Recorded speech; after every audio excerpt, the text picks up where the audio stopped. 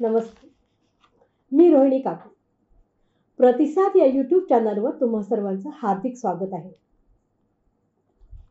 आपण आत्ताच 22 जानेवारी या दिवशी अयोध्यात रामलल्लाची प्रतिष्ठापना केली आहे. असा हा रामलल्ला आपल्या घरामध्ये विराजमान झालेला आहे. या रामलल्ला स्थापनेसाठी खूप खूप लोकांनी त्याच्यासाठी कष्ट घेतलेले आहेत.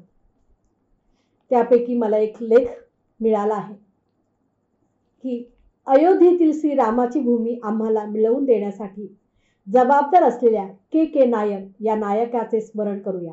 तर के नायर यांच्याबद्दल आपण आज माहिती मिळूया की त्यांनी राम मंदिर बनण्यासाठी, राम स्वतःच्या घरी राहायला येण्यासाठी काय काय प्रयत्न केले. तर त्याचं मला खूप छान लेख मिळाला आहे. तो मी तुम्हाला आता वाचून दाखवते. के नायर म्हणून ओळखले जाणारे कंदगलम करुणाकर नायर यांचा जन्म 7 सप्टेंबर 1907 रोजी केरळमधील आलाप्पुझा येथील गुटांकडू या छोट्या गावात झाला.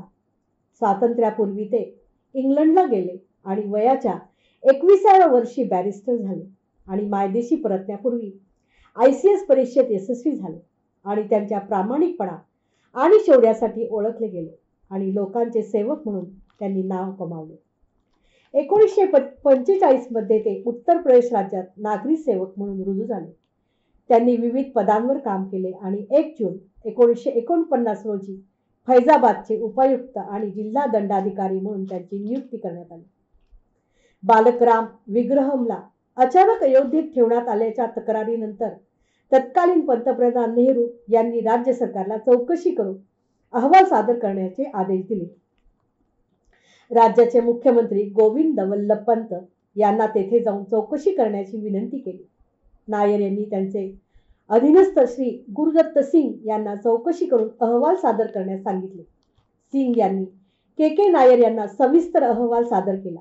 त्यांच्या अहवालात असे म्हटले आहे की हिंदू अयोध्येला रामाचे जन्मस्थान म्हणून पुजतात, म्हणजे रामलल्ला, पण तिथे मशीद असल्याचा दावा करून मुस्लिम समस्या निर्माण करीत होते. त्यांच्या अहवालात ते हिंदू मंदिर असल्याचा पुनरुच्चार करण्यात आला. तेथे मोठे मंदिर बांधावे आणि त्यासाठी सरकारने जमीन द्यावी आणि मुस्लिमांना त्या भागात बंदी घालावी अशी सूचना त्यांनी केली. त्या अहवालाच्या आधारे नायर यांनी मुस्लिमांना मंदिराच्या 500 मीटरच्या परिघात जाण्यास मनाई करणारे आदेश जारी केले.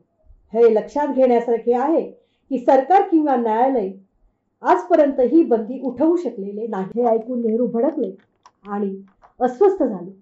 राज्य सरकारने या भागातून हिंदूंना तातडीने बाहेर काढण्याचे आणि अर्भक राम लल्लाला हटवण्याचे आदेश द्यावेत अशी त्यांची इच्छा होती.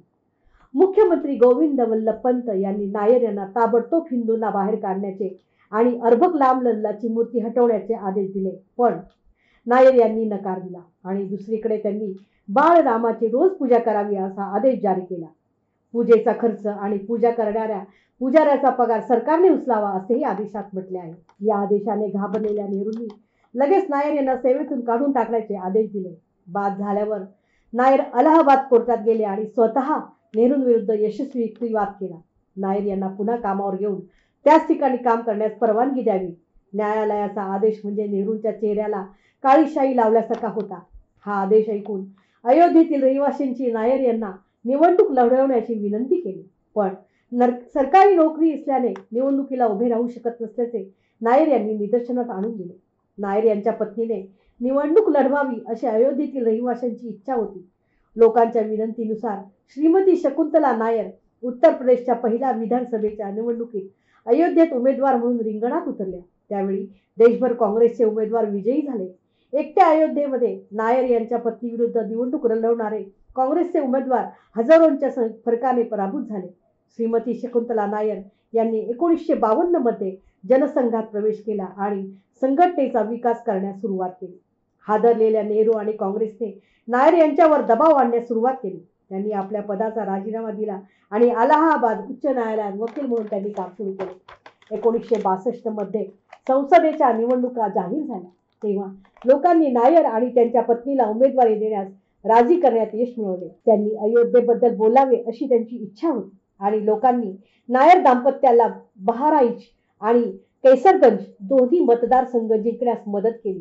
ती एक ऐतिहासिक कामगिरी होती आणि एक सुखद आश्चर्य म्हणून त्यांचा ड्रायव्हर देखील फैसलाबाद मतदारसंघातून राज्य विधानसभेचा सदस्य म्हणून निवडून आला होता.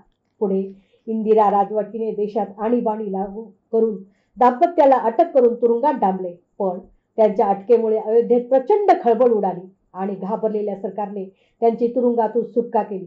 हे जोडपे अयोध्येला परतले आणि त्यांनी त्यांचे सार्वजनिक कार्य चालू ठेवले. एक दोन वेळा वगळता भाजपने अयोध्येतून विधानसभा आणि लोकसभेच्या दोन्ही निवडणुका जिंकलेल्या आहेत.